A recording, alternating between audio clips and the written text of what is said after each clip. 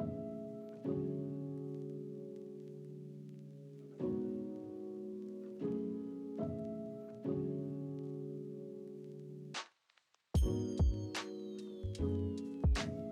everybody, it's good to see you all again. Hi. This is James and Jen. And of course, we are talking about busy talk. What's our conversation today? So, our conversation is about sex. It's about sex. That's going to be Let's talk. awesome. We're going to talk about it. And again, in no way are we giving advice. We've been married for 6 years, but the reality is, no one's perfect. Marriage is not perfect. It has its ups, it has its downs. But we just decide that we're going to try to work it out together. And we've been doing it again for 6 years. But like I said, everyone's different. Different relationships, different folks for different strokes, or different strokes for different folks.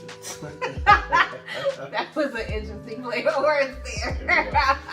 Like, share, and subscribe, of course. Let us know what comments and topics you want to talk about. We would love to hear your thoughts.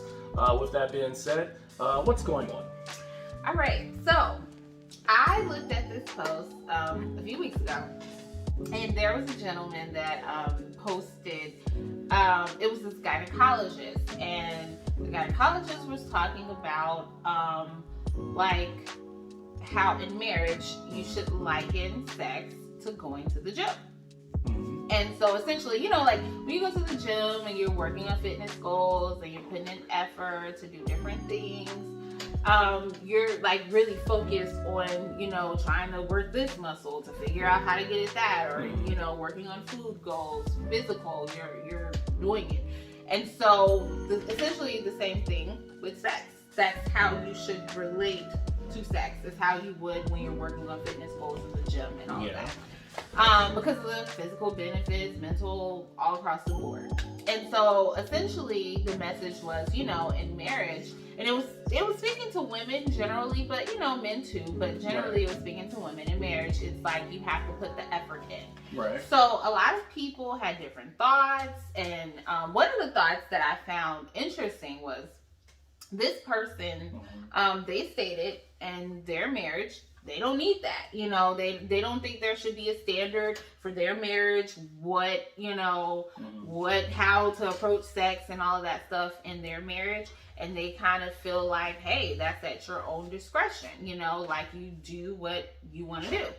And so, so some people were like, okay, well, because this person also said that they're okay. They think that sex is just for procreation, and they're okay with just doing your thing and moving on, like that. Right. There's no effort that should have to go into that for them. Right. And so some people were like, well, why are you married? It's kind of like that's the goal in marriage, is to cultivate this sex life. That's a part of it. And so, of course, they were a little, not necessarily defensive, but they were in defense of the fact that they said them and their spouse are happy where they're at. Okay. And they're happy with their situation, and they don't need advice in that way. Yeah. Or they don't need to be told that there's a standard or whatever in that way. Right. So I found that, me personally, I found that comment interesting because I do think that when you get married, the reality is that you're going to be with this person for life, right? Or however long you two are on earth. That's the goal in marriage. Yeah. So if you do be with this person for, forever, or however long you guys are on earth, this is the only person you're having sex with. This is the only sex you're having. This is the only, your only avenue for sex. If you want to try something different or do something different, this is your person. And that's, again, if you believe that you are exclusively mutual to one another. Of course, not an open marriage. This is I'm talking about a monogamous marriage, because there are different marriages. There's polygamy, open, all of that. I'm talking about in a traditional monogamous marriage. Right. And so that's personally, from my opinion, I think that's interesting. Simply because I do not believe that you can like the same thing for your entire life, the duration of your marriage, which is supposed to be life. But so, if we're talking about traditional, lifelong partners, there is no way that you're going to be able to have a vibrant sex life and still only do the same thing every time. There's just no way. I can't see that happening, because, I mean, honestly, it's like, you have to be able to grow, and develop. And I feel like the biggest mistake that people make is feel like they don't need to grow and don't need to develop.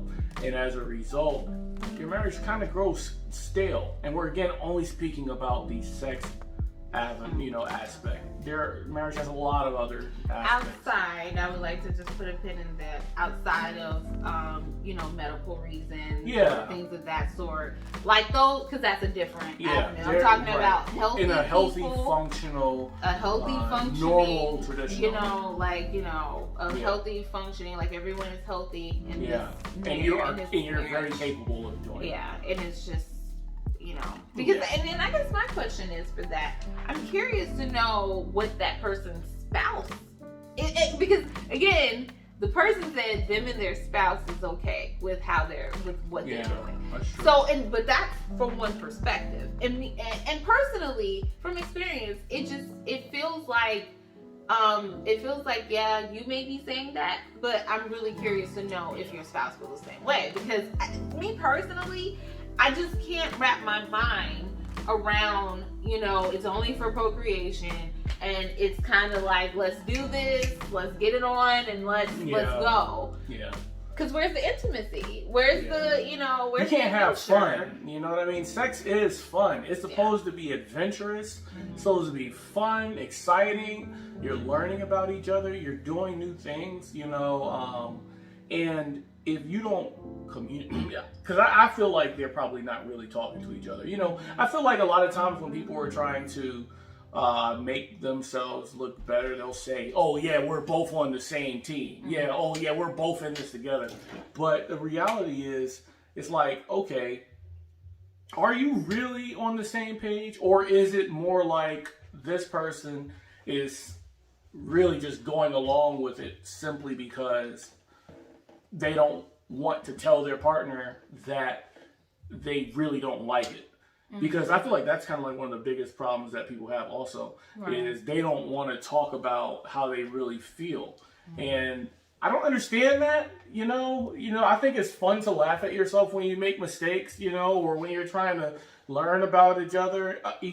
I think that's where you laugh. That's a part of it. That's where the fun comes in. Vulnerability. Yeah, but I think the problem is people, whether it's the guy or the girl, the man or the woman, they feel as if they must know what they're doing. But everybody's different. You see what I'm saying? What may have worked for one person may not be the same way. You may be the person your partner before may have been sensitive in certain areas, but you go try those same things on a new partner, and they're like, "What are you doing?" That's why you have to learn. You gotta learn. You go through different phases. Yeah. And because you grow older, you like things differently, or you don't like things anymore, or it's always an adventure, because through the years you're changing. Yeah. So it's like you're always gonna have to check in. I always and I say sex is definitely it's not a spectator. Yeah, it's not a spectator sport. It's not a spectator sport. You have to be involved, and you can't just. I mean, you can do whatever you want, but I'm just saying, if it works for you, it works for you. Yeah, if that does work for you, and you both are if both parties are genuinely happy with that, and that works for you, hey, do your thing. But if you do, for those of us, should I say, who do want a more active sex life and want more intimacy and want to grow with their partner in that way, because that is a part of growth. It's like sometimes we kind of take sex out of the growth of marriage. We talk about, we financially grow together. We mentally grow together. Yeah. We do this. But then do you sexually grow together? Because that's a thing. Yeah. And you go through different phases in that growth. So you really should grow with that person. Because me personally, the first thing I thought when I read that comment, I was curious to know if the spouse might have even thought about cheating. I don't know. This person said that the spouse and them were fine where they're at. But again, we heard from this person, we didn't hear from the Yeah. spouse. so I'm curious. That's why I'm like, that's why it's always Yeah. three sides to the story. So I'm curious, because the first thing I thought was, wow, I wonder what my first thought was, I wonder what the spouse thinks. And secondly, if the spouse doesn't agree with this, I wonder if they thought of cheating.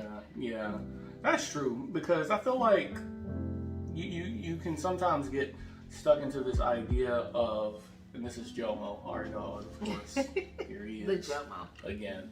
But I do feel like sometimes people they fall into this idea of, well, it's my body, I do what I want to do, and that's it. And yes, that is true. However, you are in a relationship or marriage, especially if we're talking about marriage. You know, you're in a place where it takes two people, you know, to really get to grow and to learn and to be able to succeed in the marriage we're talking about, or long-term relationship. You know, if you think it's going to go a long way and not change, you're fooling yourself. You know, which I, again, think that's what would probably lead to cheating, because I feel like sometimes, you know, when a person is sort of tired of the same thing over and over and over again, but you're not talking about it and you're not communicating to each other about it and being honest about it, you know, I feel like someone else is going to be like, well, hey, I know how to do this, so let's go and try. Yeah, I do think you leave your avenues open for that, especially if you've been, and again, I think this is where conversation comes into play too, where you have to talk about it, because then I'm curious to know, in this situation, is the spouse even talking about? Maybe this person does think that everything is good, because maybe the spouse isn't saying if they have an issue. We don't know. We're just making guesstimations here. If the other spouse doesn't know, it's very possible that the other spouse is not having that conversation and telling them, hey, I actually want to do more.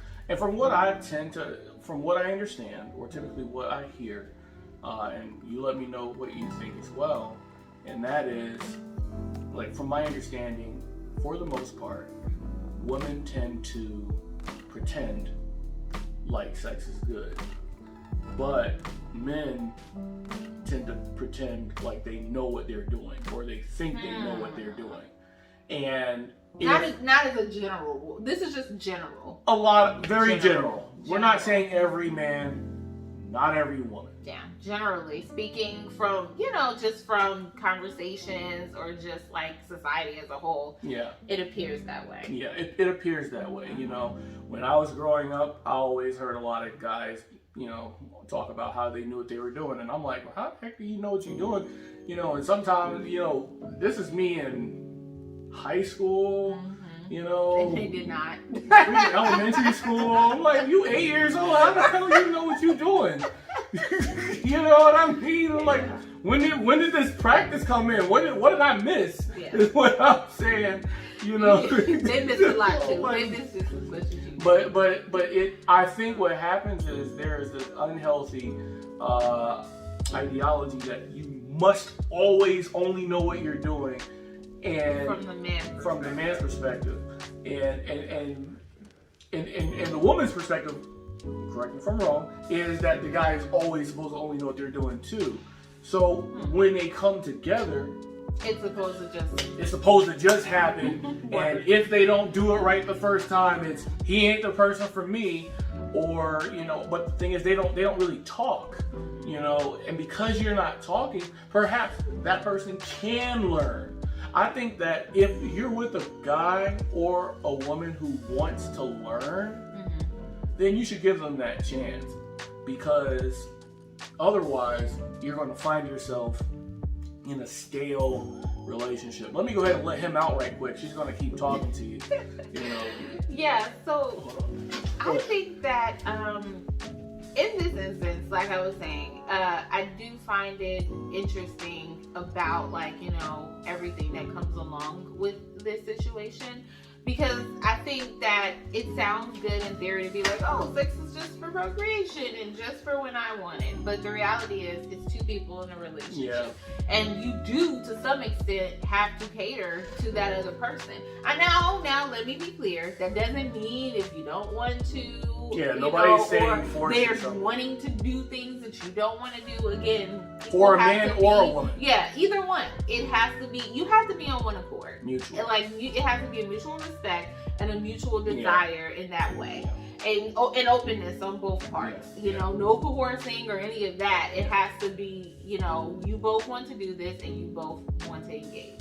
But so outside of that, it's like, but you do have to, you know, please your spouse. You know, spouse.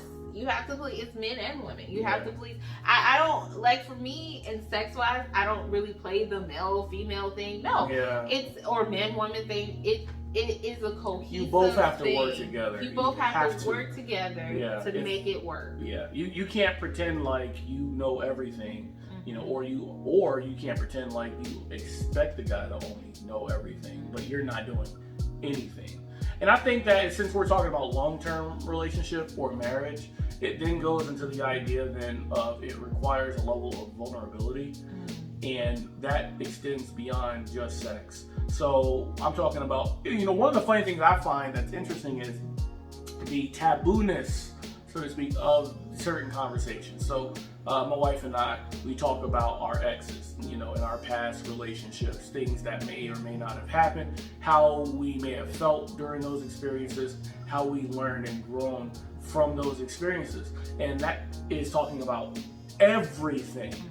And so when I usually tell other people that, or when we both tell other people that, they're like, you talk about that stuff? Yeah, it's supposed to be a hidden thing. And I think that's what creates that. So when we're talking about intimacy starts outside of the bedroom. Yeah. And then it travels its way there.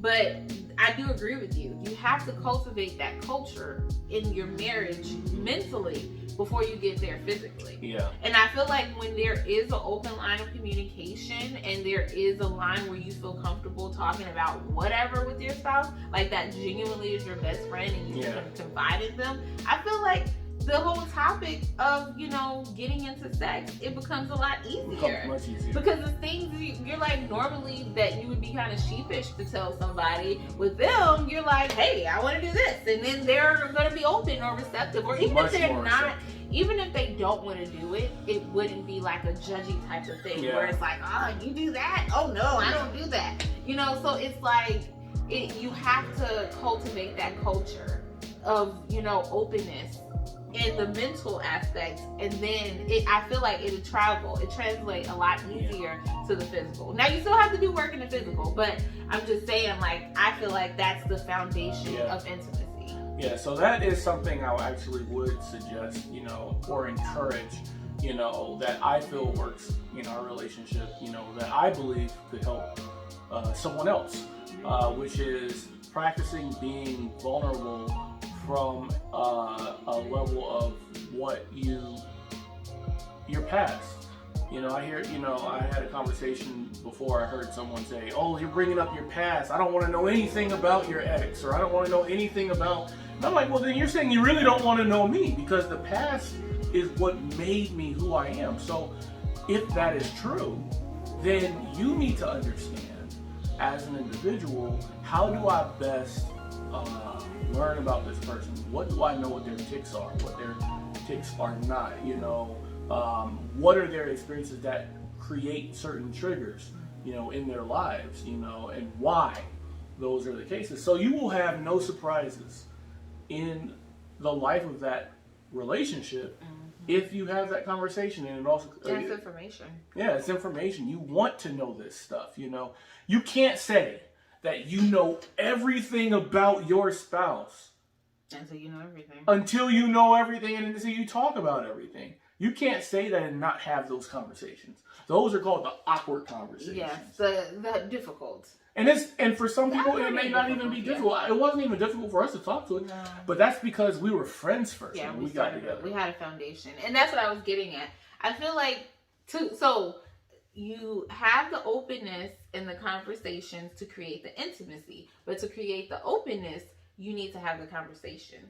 Mm-hmm. So that's what it's a multi-level thing, and I think that starts in like friendship or dating. That's where that starts. Like when you're dating somebody. Me personally, when I was dating, if I couldn't have a conversation with you about certain things, then I yeah. felt like it just wasn't going to work. Because the thing is, I needed to be able to, first of all, gather information. Yep. To even know if you were a person that I wanted to invest my life with. Yeah. And then I needed to be able to know that I can be open and talk to you about things. Because I don't believe in that whole, oh, you tell your husband some things, and then you tell your friends this, and then you tell God all of this. You know, I believe that my spouse, they should know everything that even some of my closest friends don't know. They should know. Yeah. And to me, if you don't cultivate that, even if you don't go into it like dating wise or even friendship wise, if you don't go into it like that, because we believe, and correct me if I'm wrong, we kind of believe that a good foundation is friendship. It makes it a lot easier to transition to the relationship. You can talk about it and everything. It makes it a lot easier. You're shooting yourself in the foot if you believe, and this is not a 100% foolproof thing, but I have found that more often than not, you're shooting yourself in the foot if you say, oh, well, this is just a homie, or this is just a friend. That's the person you want to be able to spend your life with. Because at the end of the day, when you get old, who do you want by your side? You know? And when you get older, sometimes sexually, things may not, because, you know, we age. That's just what it is. Sometimes men have, you know, erectile dysfunction, and women go through menopause, and that changes things. So what if you don't have that friendship and you're not having sex for those reasons or whatever reasons? What are you going to do? You know, you have nothing to kind of hold it together. You have nothing to hold it together. So that's what I'm saying. It all works together. You need sex to help it stay together. And you also need the communication and, you know, the intimacy and all of that to keep it together. I just don't think it's interchangeable. I think it all works. Or what she's saying is it shouldn't be one thing or the other. Right. You know, right. I think that, first of all, for me, the one thing, I mean, because Jendai is beautiful, she's incredibly intelligent. You are very intelligent. You're very beautiful. It's smart. Obviously, I just said that with intelligent. You know, but and she's my best friend. But the thing that set her apart from the other people I were dating, and we even talk about the people we were dating and all that other stuff, you know. But the one thing that set her apart was literally the fact that I could talk about any and everything. Any and everything. You know, from the people we were currently dating to the people who I did date, to the heartbreak, to all that stuff. Whereas some of the other individuals were like, well, you need to just get over that. And then you can come to me. And it's like, well, no, I just simply wanted to, you know, talk to someone. And she allowed for that. And that was the one thing that stood apart. Because there, at the end of the day, are a lot of beautiful people. There are a lot of intelligent people. There are a lot of smart people. There are a lot of people who can be your friend. You know, so really that in and of itself is a dime a dozen. You know, but when it comes to individuals who are able to give you that one type of security, you know, of vulnerability, the security of vulnerability, you know, with your entire self, that's rare. That's very rare, you know. And so if you have that and you find it, you better hold on to that with everything. Because that's hard to find. That's hard to find, you know. But, you know, I mean, I think that once you're able to get past that point, then you should be able to have a chance to, you know, or you should take the chance, you know, to talk about, you know, your sex life. You know, you're having sex. Hey, sexual compatibility. Oh yeah, sexual. Because that's what gives you the information. Having those conversations. Now, I mean, for us, because, you know, with us having a Christian backing, we're not, you know, trying to run out and have sex, you know, in the dating process. That's not the goal there. However, that doesn't mean that you don't talk about it, though. That doesn't mean it. And what I mean by talk about it, I mean being open to the aspects of things like, well, what do you think about this? Or have you ever thought about this? Or, is this something that you think if we got married, would you want to do this? You need that sexual compatibility. Yeah. Those are things that you need to talk about, because I think one of the worst things, or not worst, but I typically have seen a lot of issues that I've seen with people that have sexual issues when they get in their marriage. They don't talk about these things. Yeah, they don't. And then they're on two different pages. Yeah. And neither one is willing to get on the other page. So now it's like, one's either extremely conservative. Yeah, like, what are we doing? Or the other person, you find out that they are wanting an open marriage. And you're Right. like, what the heck is this? Yeah, they're on two different, spectrums. Yeah. And it's because they didn't talk about the sexual compatibility component, which is just as important as the intimacy, Right. the openness, communication, what are our goals, all of that. That's all a part of it. You definitely have to make sure that you're on one accord sexually. Now, briefly back to the comment that I was talking about. It's very possible that maybe they were both on one accord. Maybe. It's possible. I don't, I'm not going to sit here and say, because I don't know. I'm not in their marriage. But it's possible. And that's okay too. If that is your one accord, hey, go for it. That's your marriage. You cultivate your marriage the way you see fit. But for us, it's not, like, that's just not, or for others who think the same, that's really, not the way. And I feel like the reality is sometimes, and again, like we said, you're going to go through your ups when it's great, and then you're going to go through your downs when it's not so great, but being able to talk about it is what will allow for you to be able to bounce back. And I guess the question becomes, for some of us, and I say us very generally, but the reality is some of us may not necessarily be in the best relationship. So the question is, well, what do we do if we're in that position where, we're kind of just stuck in a rut, whether it's physically, emotionally, mentally, whether it's you're in a friendship, or you used to be, but you're not anymore, or you are stuck in the process of probably even cheating. To be honest, that's just real, right? But that was never your intention. You just found yourself in that spot, man or woman. I honestly think, one of the best things you can do, is let's talk about going to counseling, and be honest with the relationship. It's not going to be easy, it never really is easy, but I do think, being in a position where you are willing to talk about, what your struggles are, not, oh, well, I just, did this action or not, you just say, hey, unfortunately, this is what happened. And what was the result of that? Was it because I was or wasn't getting enough attention? It's not about blaming the other person either, but it is about, I think, accepting responsibility while at the same time putting the action in context. Because I think that, honestly, I personally don't think that cheating is the end all be all. And what I mean by that is, there's a difference between, someone just out there just doing what they want to do, which I do not agree. A repeat offender versus it being a situation that you found yourself in, but it was not something that you planned on happening. I think that you can certainly both learn from that, honestly, because the person who's cheating is not 100% in the wrong, and obviously the person who's being cheated on is not 100% in the wrong. It takes two.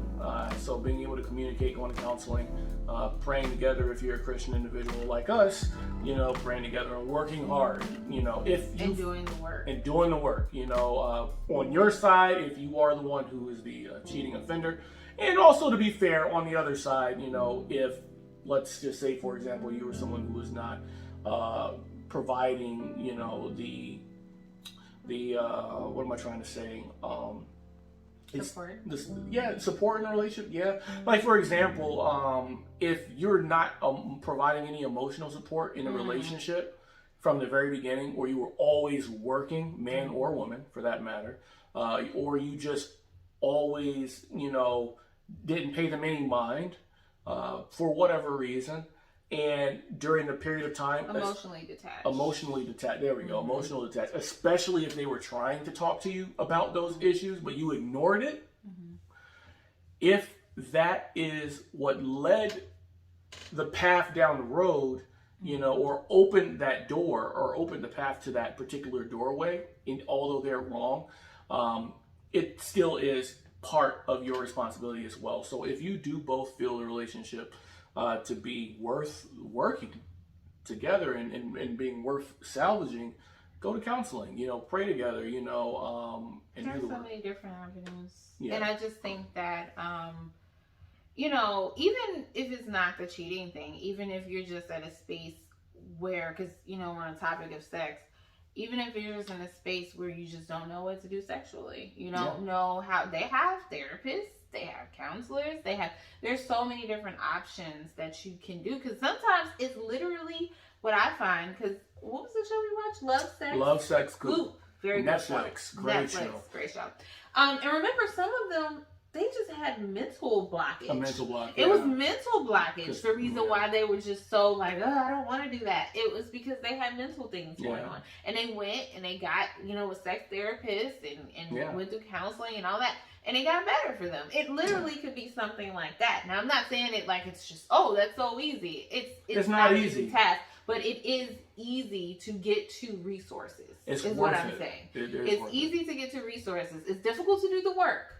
Easy to get to the resources. So it's like, with that being said, it's not a doom and gloom just because, you're in that space. And you acknowledge that, because that's the other point too. If you're in that space and you acknowledge, like, I don't want to be in this space, but I don't know how to get out of this space. Because sometimes that's what it is too. And I think that just goes back to our conversation about intimacy and openness and vulnerability. Because sometimes it's literally just, I don't know what to do. Yeah. I don't know what to do. And I can't connect to you that way because I simply just don't know how to.